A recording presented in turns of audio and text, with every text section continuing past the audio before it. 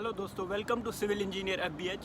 आज की वीडियो दोस्तों सभी उन सिविल इंजीनियर्स के लिए है जिन्होंने अभी डिग्री कंप्लीट की है, कुछ टाइम उनको हो गया है, 1 या 2 साल हो गए, या अभी डिग्री कर रहे हैं, फाइनल ईयर्स में है और सोच रहे हैं कि आगे हमको क्या करना चाहिए सिविल इंजीनियरिंग में, कौन से फील्ड में हमको एक्सेलरेट करना चाहिए ताकि हमको आसानी से आगे जॉब मिले सिविल इंजीनियरिंग की और आसानी से हम अपने आप को प्रिपेयर करें आगे आने के लिए।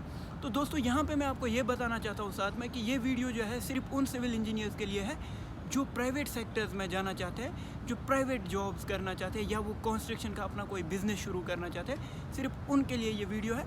तो इस वीडियो को अंत तक देखिए, चैनल को सब्सक्राइब कीजिए, लाइक कीजिए, कमेंट कीजिए कि किस टॉपिक पे अगली वीडियो बननी चाहिए। तो शुरू करते हैं। तो दोस्तों मैक्सिमम जो सिविल इंजीनियर्स हैं उनको ये नहीं पता होता है कि हम लोग डिग्री ख़त्म करेंगे उसके बाद हम क्या करें, किस फील्ड में जाएं। उनको सिर्फ एक चीज़ पता होती है कि साइट पे हमको जाना है। हालांकि हमारे पास बहुत सारे ऑप्शंस हैं सिविल इंजीनियर्स के प्राइवेट सेक्टर में जहाँ पे वो अपना फ्यूचर सिक्योर कर सकते हैं। तो यहाँ पे मैं डिस्कस करने वाला हूँ कुछ डिफरेंट ऑप्शंस और उनके लिए कौन कौन सी सॉफ्टवेयर स्किल्स हमको चाहिए, कौन से वाले नॉलेज चाहिए सिविल इंजीनियरिंग की, ताकि हम उस वाले फील्ड में अपने आप को एक्सेलरेट करें और ख़ुद वहाँ पर अपने आप को एक अच्छा पोर्ट्रे करे लोगों के सामने। तो पहली चीज़ जो है मैं सिविल इंजीनियरिंग में, जो आप सबको पता ही है, साइट इंजीनियर, उसके बारे में डिस्कस करूँगा। तो दोस्तों साइट इंजीनियर के लिए क्या है, साइट इंजीनियर के लिए आपको सॉफ्टवेयर स्किल्स पहले ही मैं बता दूँ, आपको ऑटोकैड आना चाहिए और माइक्रोसॉफ्ट एक्सेल आना चाहिए मिनिमम। ये 2 चीज़ें आपके पास है तो आप सफिशेंट है आप सॉफ्टवेयर स्किल्स में। तो उसके बाद दोस्तों यहाँ पे डिस्कस करूँगा मैं साइट इंजीनियर में क्या क्या चीज़ें आती है दोस्तों। तो साइट इंजीनियर में दोस्तों पहली चीज़ जो है, आप इंफ्रास्ट्रक्चर के साइट इंजीनियर बन सकते हैं, जिसमें रोड्स होते हैं, ब्रिड्ज आते हैं, मेट्रोज, रेलवेज़ वगैरह आती है, तो इंफ्रास्ट्रक्चर में आप जा सकते हैं। उसके बाद आपके पास बिल्डिंग का कंस्ट्रक्शन का साइट इंजीनियर बन सकता है, वो ऑप्शन है जिसमें बड़ी बड़ी बिल्डिंग्स बन रही है या छोटे विलास, वो सब कुछ आते हैं। उसके बाद दोस्तों एक और चीज़ है जो कमर्शियल बिल्डिंग्स होती है, उसमें आप जा सकते हैं, उस फील्ड में जा सकते हैं आप। पावर प्लांट, सब स्टेशन, इस वाले फील्ड में जा सकते हैं। तो ये सब कुछ दोस्तों आता है हमारे पास सिविल इंजीनियर के लिए, सिविल साइट इंजीनियर के लिए। उसके बाद दोस्तों एक और वास्ट जो ग्रुप है सिविल इंजीनियर्स का, वो है प्लानिंग इंजीनियर। सिविल इंजीनियर हर एक कंस्ट्रक्शन साइट पे एक प्लानिंग इंजीनियर, एक असिस्टेंट प्लानर, इन दोनों की बहुत ज़्यादा ज़रूरत होती है। तो प्लानिंग इंजीनियर के लिए जो सॉफ्टवेयर स्किल्स मोस्टली चाहिए होती है, प्राइमावीरा आना चाहिए आपको, माइक्रोसॉफ्ट एक्सेल आना चाहिए और उसके बाद माइक्रोसॉफ्ट प्रोजेक्ट एक और सॉफ्टवेयर है, वो भी आपको आना चाहिए।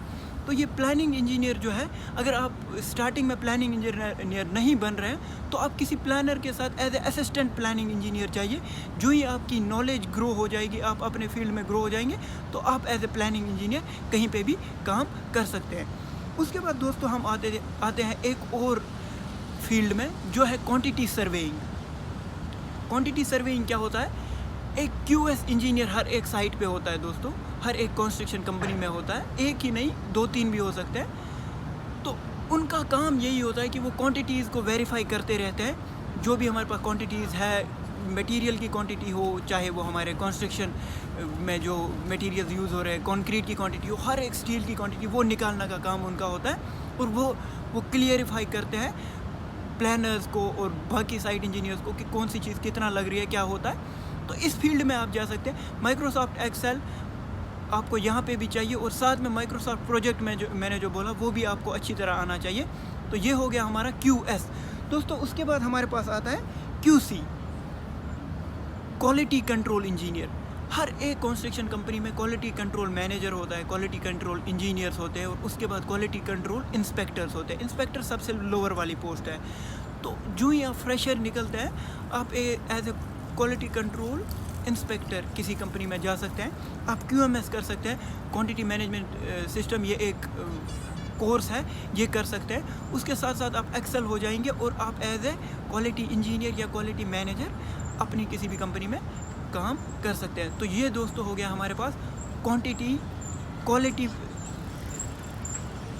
QC मतलब क्वालिटी कंट्रोल इंजीनियर के बारे में। उसके बाद दोस्तों हमारे पास एक और चीज़ होती है सर्वेयर। अगर आपने डिप्लोमा किया है या डिग्री की है, सर्वेयर हर एक आपने देखा ही होगा, हर एक कंपनी में सर्वेयर की ज़रूरत होती है।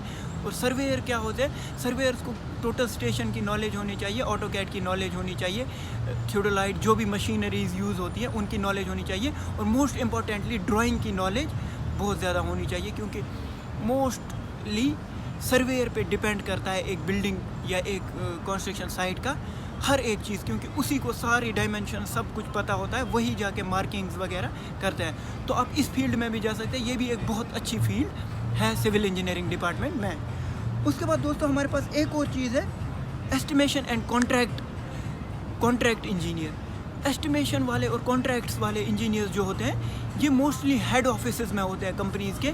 ये लोग क्या करते हैं, इनका काम ये होता है कि नए नए प्रोजेक्ट्स के एस्टिमेट लेना, जो भी प्रोजेक्ट नया लिया कंपनी ने उनका एस्टिमेट करना कि इसमें क्या चीज़ कितनी है, क्या सब है, उसी के हिसाब से हम अपना टेंडर डालते हैं, कंपनी अपना टेंडर डालती है।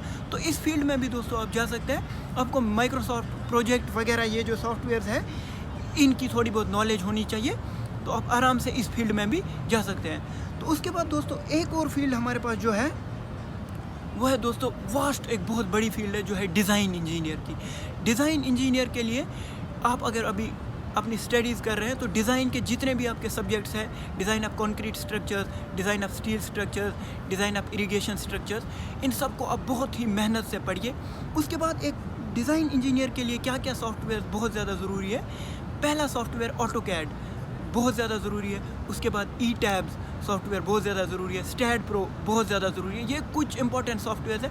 आप उसके बाद 3ds मैक्स भी कर सकते हैं, आप उसके बाद रेविट आर्किटेक्चर भी आप सीख सकते हैं अपने स्किल्स को एनहांस करने के लिए। तो डिज़ाइनर एक बहुत ही बड़ा वास्ट ग्रुप है सिविल इंजीनियरिंग में।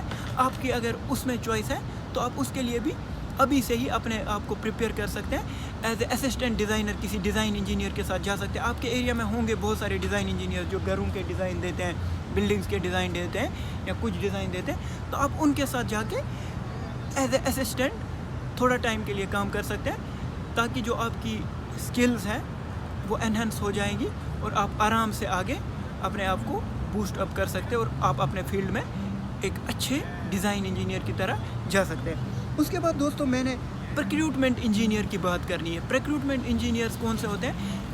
ये buying and supplying of material का काम करते हैं। इनका काम मोस्टली ये होता है कि कंस्ट्रक्शन साइट पे हमारी कंपनी को क्या क्या चीज़ें चाहिए, ये उनके बारे में डिस्कस करते रहते हैं और उनके लिए मटेरियल्स डिफरेंट कंपनीज़ के साथ बात करते हैं, उनसे मटेरियल्स लेते हैं, उनके इंस्पेक्शंस वगैरह करवाने का, ये सब कुछ काम रिक्रूटमेंट इंजीनियर्स का होता है। इस फील्ड में भी आप जा सकते हैं स्टार्टिंग में as a assistant recruitment officer, उसके बाद as a recruitment officer, recruitment engineer वगैरह। तो दोस्तों ये सारी चीज़ें यहाँ पे मैंने डिस्कस करनी थी आपके साथ। तो ये सब कुछ डिस्कस करने के बाद आपके साथ मैंने डिस्कस एक और चीज़ जो इम्पोर्टेंट करनी है। कुछ जो हमारे सिविल इंजीनियर्स हैं उनके पास एक चीज़ होती है कि वो चाहते हैं साइट पे काम करने के अलावा वो लोग ऐसा करें कि वो जाए अभी अपना कुछ बिज़नेस, छोटा सा बिज़नेस शुरू करें एज ए सिविल इंजीनियर। तो उसके लिए मैं क्या कहूँगा आपको, अगर आपके पास कम पैसे हैं तो आप छोटे से कोई बिज़नेस से शुरू कर सकते हैं। छोटा सा बिज़नेस किस हिसाब से मैं कहूँगा आपको, अगर आप बिज़नेस शुरू करना चाहते हैं तो आप शटरिंग मटेरियल का बिज़नेस शुरू कर सकते हैं। कई कंस्ट्रक्शन हो रही है, आप अपना शटरिंग मटेरियल वहाँ पे प्रोवाइड कर रहे हैं। आप अपने वो मिक्सर्स वगैरह ले सकते हैं 2-3, उनसे आप शुरुआत कर सकते हैं, क्योंकि शुरुआत आपको हमेशा छोटे से करनी चाहिए, तो उसके बाद आप आगे बड़े लेवल पे जा सकते हैं। एक और चीज़ आपके पास यहाँ पे ये है कि आप अगर आपके पास पैसा ज़्यादा है आप एज ए रियल इस्टेट में काम कर सकते हैं। कैसे जाएंगे आप कोई ज़मीन खरीदेंगे, वहाँ पे एक बिल्डिंग बनाएंगे, रेंट पे दे सकते हैं, या घर बनाओगे और उनको फिर बेच दोगे, उस टाइप का बिज़नेस भी आप कर सकते हैं। तो दोस्तों ये वीडियो आपके लिए इसीलिए बनाई थी कि मोस्ट ऑफ द इंजीनियर्स जो है हमारे आज के टाइम में, उनको एक्चुअल में पता नहीं होता कि हमको कहाँ से शुरू करना चाहिए और क्या शुरुआत लेनी चाहिए और कौन कौन से फील्ड्स हमारे पास हैं जहाँ से हम शुरू कर सकते हैं। तो मैंने कोशिश की है आप लोगों को उन फील्ड्स के बारे में नॉलेज देने की, ताकि आप लोग अपने लिए डिसाइड कर सको कि आप किस एरिया में जाना चाहते हैं और कौन सी सॉफ्टवेयर स्किल्स आपको उस एरिया में जाने के लिए चाहिए, तो आप आराम से उस फील्ड में जा सकते हैं। अगर आपको दोस्तों ये वीडियो पसंद आई तो इस वीडियो को लाइक करिए, अपने और दोस्तों के साथ शेयर करिए, चैनल को सब्सक्राइब करिए और कमेंट सेक्शन में लिखिए किस फील्ड में आप जाना चाहते हैं, और अगर आपने डिसाइड किया है कि किस फील्ड में जाना है, कोई और डाउट्स आपके हैं तो वो भी कमेंट सेक्शन में मुझे बताइए। मेरे इंस्टाग्राम पे मुझे फॉलो करिए, वहाँ पे डीएम करिए जो भी आपके प्रॉब्लम्स हैं। मैं कोशिश करूँगा आपके साथ उन प्रॉब्लम्स को डिस्कस करने की और उन प्रॉब्लम्स को सॉल्व करने की। थैंक यू दोस्तों।